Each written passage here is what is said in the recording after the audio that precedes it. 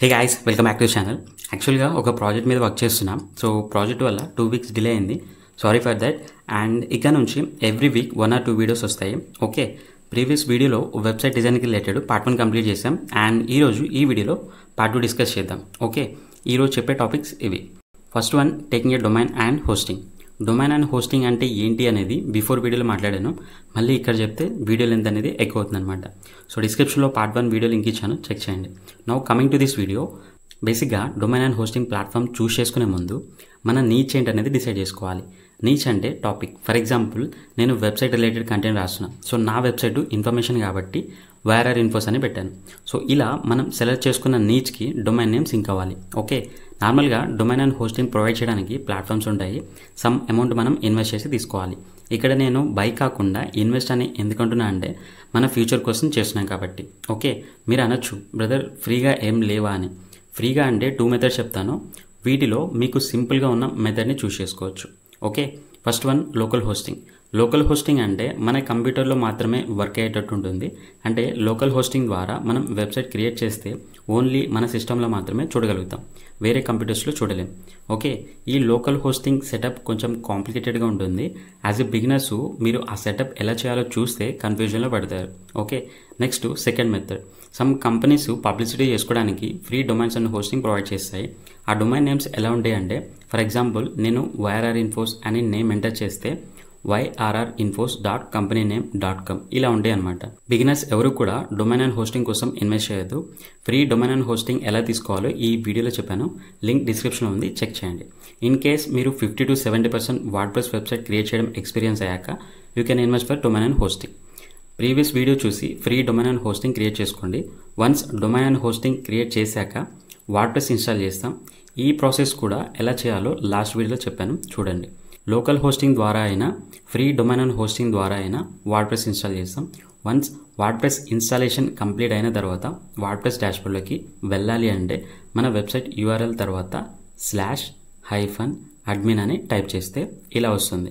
ఇక్కడ మనం ప్రీవియస్గా వర్డ్ప్రెస్ ఇన్స్టాల్ చేసేటప్పుడు క్రియేట్ చేసుకున్న user name and password details enter చేయాలి.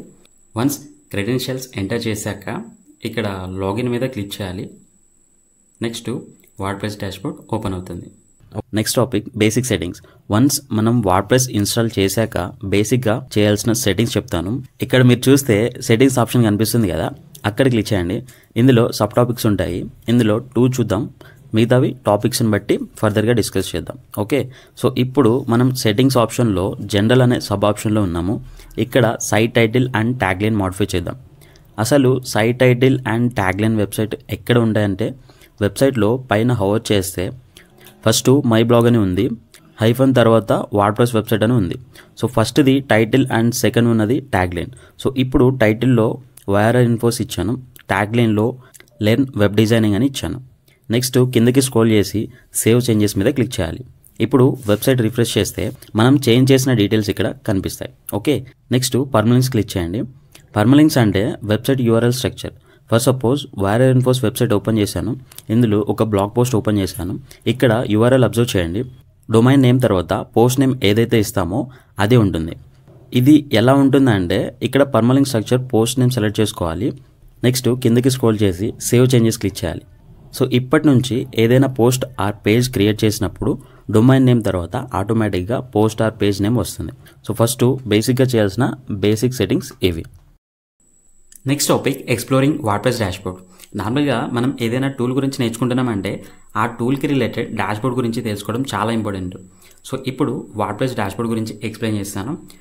వన్స్ మన వెబ్సైట్కి వర్డ్ప్రెస్ ఇన్స్టాల్ చేసి లాగిన్ అయిన తర్వాత everyone can see this dashboard. Okay, ఇందులో లెఫ్ట్ సైడ్ సమ్ ఆప్షన్స్ ఉన్నాయి.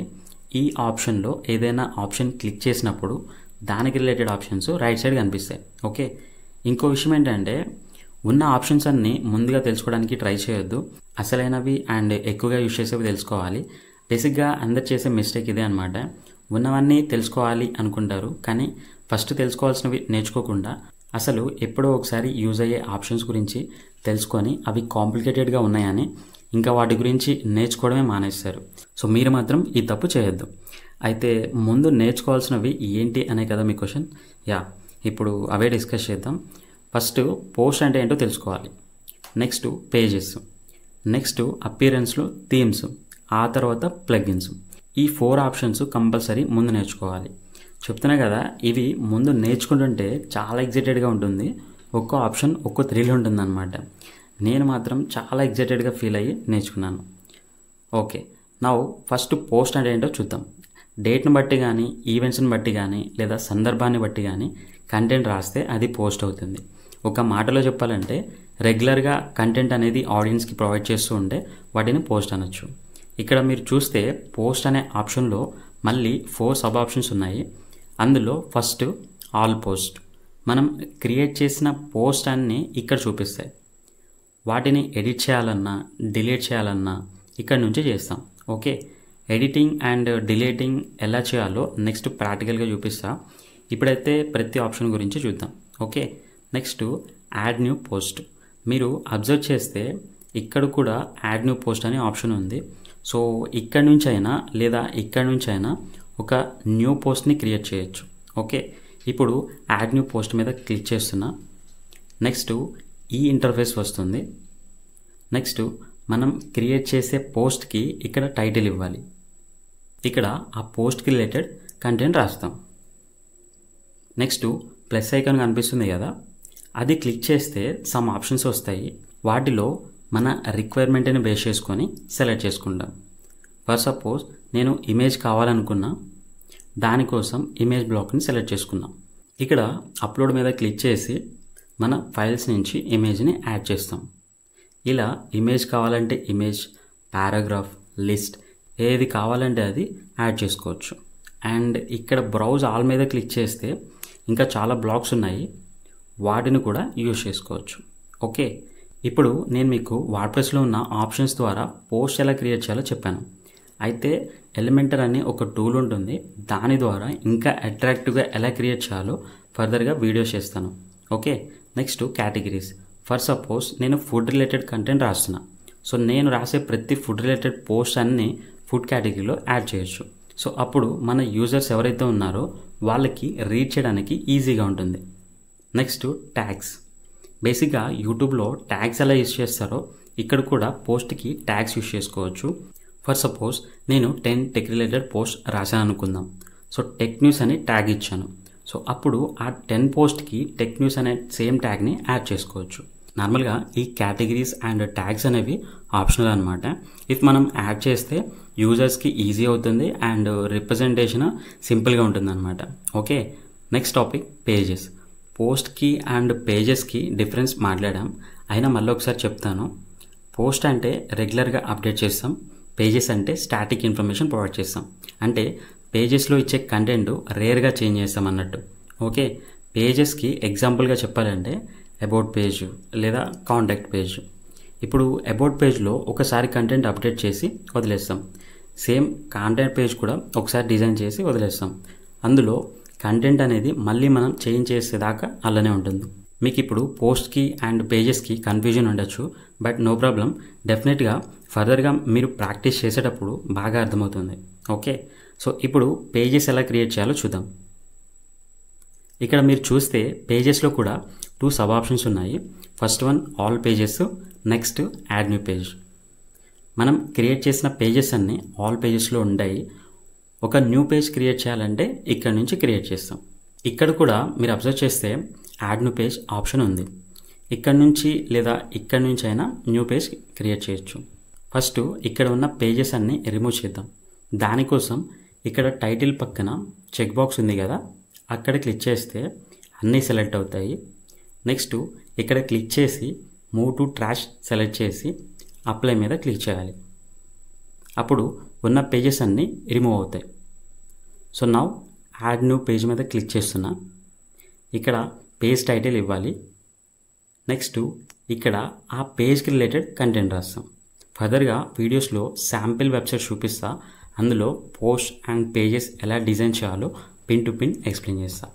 సో ఇక్కడ పేజ్ టైటిల్ హోమ్ అని ఇచ్చాను, ప్రస్తుతానికి కంటెంట్ ఏమి ఇవ్వలేదు. నెక్స్ట్ ఇక్కడ పబ్లిష్ మీద క్లిక్ చేస్తున్నా. నౌ హోమ్ పేజ్ వెబ్సైట్లో అప్డేట్ అయిందో లేదో చూద్దాం. సో వెబ్సైట్లోకి వెళ్ళి రీఫ్రెష్ చేశాను. ఇక్కడ మీరు చూస్తే హోమ్ పేజ్ యాడ్ అయింది. సో ఈ విధంగా పేజెస్ క్రియేట్ చేస్తాం. సో నౌ థీమ్స్ గురించి డిస్కస్ చేద్దాం. బేసిక్గా ఈ కంప్లీట్ వర్డ్ప్రెస్లో థీమ్స్ అనే కాన్సెప్ట్ క్రూషియల్ రోల్ ప్లే చేస్తుందన్నమాట. తక్కువ టైంలో కంప్లీట్ వెబ్సైట్ డిజైన్ చేయడానికి ఈ థీమ్సే రీజన్ అనమాట. సో వర్డ్ప్రెస్లో థీమ్స్ అనే ఆప్షన్ ఎక్కడ ఉంటుందంటే అపియరెన్స్లో ఉంటుంది. డిఫాల్ట్గా ఒక థీమ్ ఇన్స్టాల్ అయి ఉంటుంది, అది మనం ఇక్కడ చూడొచ్చు. సో 2024 అనే థీమ్ ఇన్స్టాల్ అయిందనమాట. ఇక్కడ యాడ్ న్యూ థీమ్ మీద క్లిక్ చేస్తే లాట్ ఆఫ్ థీమ్స్ వస్తాయి.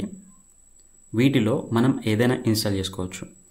బట్ థీమ్ ఇన్స్టాల్ చేసే ముందు తప్పనిసరిగా కన్సిడర్ చేయాల్సిన కీ పాయింట్స్ ఇవి. ఫస్ట్ వన్, పర్పస్, అంటే నీడ్స్కి తగ్గట్టు ఉండాలి. ఓకే, నెక్స్ట్ రెస్పాన్సివ్గా ఉండాలి, అంటే డెస్క్టాప్తో పాటు మొబైల్లో కూడా రెస్పాన్సివ్గా ఉండాలి. ఓకే, నెక్స్ట్ పేజ్ స్పీడ్ ఎలా ఉంది అనేది చెక్ చేయాలి. ఆ తర్వాత SEO ఫ్రెండ్లీ ఉందా లేదా అని చూడాలి. ఇవన్నీ మనం ముందుగా రీసెర్చ్ చేసి అన్నీ వర్క్ అవుతున్నాయి అంటే ఆ థీమ్ని ఇన్స్టాల్ చేస్తాం.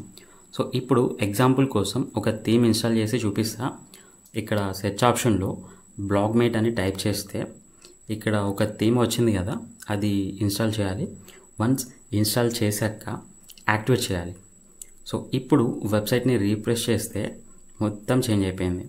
సో చెప్పే కదా థీమ్కి క్రూషియల్ రోల్ ఉందని. బట్ ఇక్కడ పోస్ట్ కానీ పేజెస్ కానీ ఏం చేంజ్ ఉండదు, థీమ్ని బట్టి ప్లేస్ చేంజ్ అవుతాయి అన్నమాట, అంతే. ఓకే, బేసిక్గా చాలా టైప్స్ ఆఫ్ థీమ్స్ ఉంటాయి. లైక్ బ్లాగ్కి డిఫరెంట్ థీమ్స్ ఉంటాయి, న్యూస్ వెబ్సైట్స్కి డిఫరెంట్ థీమ్స్ ఉంటాయి, ఇట్లా కేటగిరీని బట్టి థీమ్స్ ఉంటాయి అన్నమాట. ఫర్దర్గా ఈ కీ పాయింట్స్కి రిలేటెడ్ బెస్ట్ థీమ్స్ మీకు చెప్తాను. Okay, so next plugins. వెబ్సైట్కి ఎఫెక్టివ్ ఫంక్షనింగ్ ఇవ్వాలి అంటే ప్లగిన్స్ యూజ్ చేస్తాం. లైక్ చాట్బోట్ ఇంటిగ్రేట్ చేయాలన్నా, సోషల్ మీడియా ఐకాన్స్ యాడ్ చేయాలన్నా, ఇంకా వెరైటీ ఆఫ్ ఫంక్షన్స్ యాడ్ చేయాలంటే ఈ ప్లగిన్స్ని యూజ్ చేసుకొని చేస్తాం. ఓకే, సో ఇక్కడ ప్లగిన్స్ మీద క్లిక్ చేస్తే ఇలా వస్తుంది. నెక్స్ట్ ఇక్కడ ఆల్రెడీ ఇన్స్టాల్ చేసిన ప్లగిన్స్ అయితే ఉంటాయి. వీటిని డిలీట్ చేయాలంటే ఇక్కడ సెలెక్ట్ చేసుకొని నెక్స్ట్ ఇక్కడ డిలీట్ ఆప్షన్ సెలెక్ట్ చేసి అప్లై మీద క్లిక్ చేస్తే అన్ని ప్లగిన్స్ డిలీట్ అవుతాయి. అట్రాక్టివ్గా మనకి నచ్చినట్టు డిజైన్ చేయడానికి ఎలిమెంటర్ అనే ప్లగిన్ చెప్పే కదా, సో అది ఇప్పుడు ఇన్స్టాల్ చేద్దాం. ఇక్కడ యాడ్ న్యూ ప్లగిన్ మీద క్లిక్ చేసి సెర్చ్ బార్లో ఎలిమెంటర్ అని టైప్ చేస్తే ఇలా చాలా ప్లగిన్స్ వస్తాయి. ఫస్ట్లో byelementor.com అని 5+ యాక్టివ్ ఇన్స్టాలేషన్తో ఉన్న ఈ ప్లగిన్ని ఇన్స్టాల్ చేయాలి. ఇన్స్టాల్ అవుతుంది. వన్స్ ఇన్స్టాల్ అయ్యాక యాక్టివేట్ చేయాలి. ఇప్పుడు ఎలిమెంటర్ ప్లగిన్ ఇక్కడ యాడ్ అయిపోతుంది. బేసిక్గా ఈ ఎలిమెంటర్లో ప్రో వర్షన్స్ ఉంటాయి, అవి యూజ్ చేయాలంటే మనం బై చేయాలి. బట్ నేను మీకు అవి ఫ్రీగా ఎలా యూజ్ చేయాలో ఆల్టర్నేటివ్స్ చెప్తాను. సో ఈ ఎలిమెంటర్ గురించి సపరేట్గా వీడియోస్ కూడా చేస్తాను. ఓకే, ఈ విధంగా ప్లగిన్స్ ఇన్స్టాల్ చేస్తాం. సో ఫైనల్గా ఈ టాపిక్స్ అన్నీ డిస్కస్ చేసాం. ఇన్ కేస్ మీకు అర్థం కాకపోతే మళ్ళీ ఇంకోసారి స్టార్టింగ్ నుంచి వీడియో చూడండి, డెఫినెట్గా అర్థమవుతుంది.